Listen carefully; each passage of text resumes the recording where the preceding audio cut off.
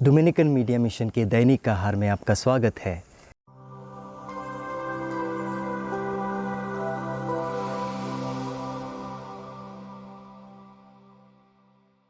मेरे दोस्तों, क्या कभी आपने सोचा है जब आपको ट्रेन में या हवाई जहाज़ में सफ़र करना हो तो आप 3 ज़रूरी बातों से तैयार करते हैं। सबसे पहली तैयारी है आपकी टिकट।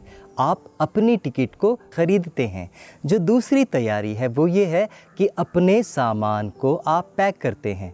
और जो तीसरी तैयारी है, अपना भोजन और अपना पानी का आप बंदोबस्त करते हैं। इस दुनिया में रहते समय अपने सफ़र में इतनी सावधानी से आप तैयारी करते हैं। क्या कभी आपने सोचा है कि जब आपको स्वर्ग जाना हो, क्या आप तैयार रहेंगे?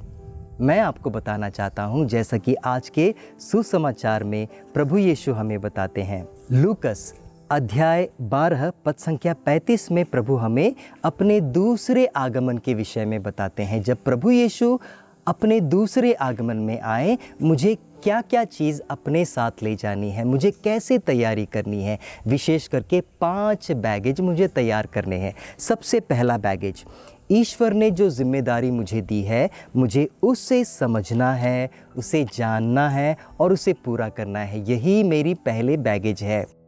मार्कुस का सुसमाचार अध्याय 13 पद संख्या 8 से 10 प्रभु क्या कहता है, ध्यान से सुने।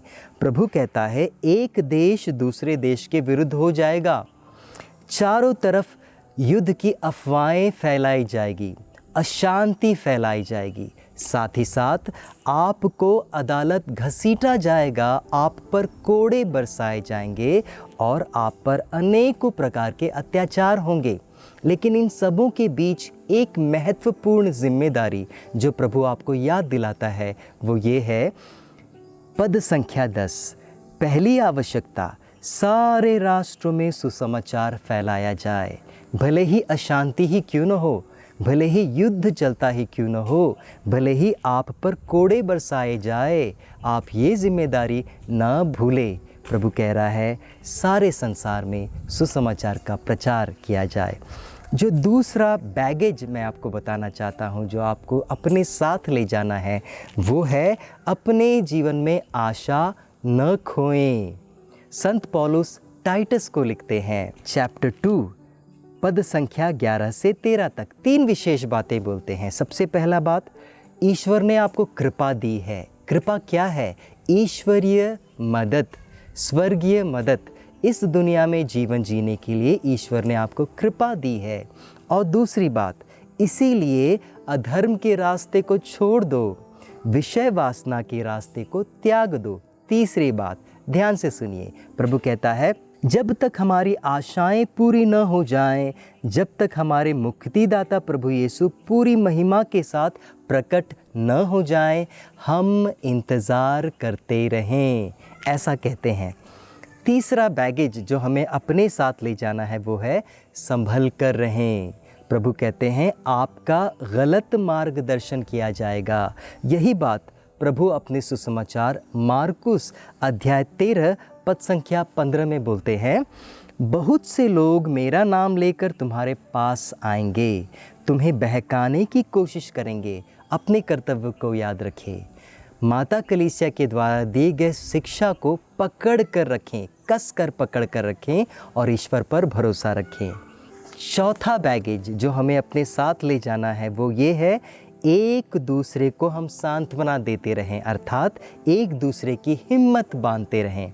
संत पौलुस अपने पहले पत्र थेसलोनियों के नाम अध्याय 4 पद संख्या 17 से 18 तक बोलते हैं, प्रभु बादलों में आएंगे।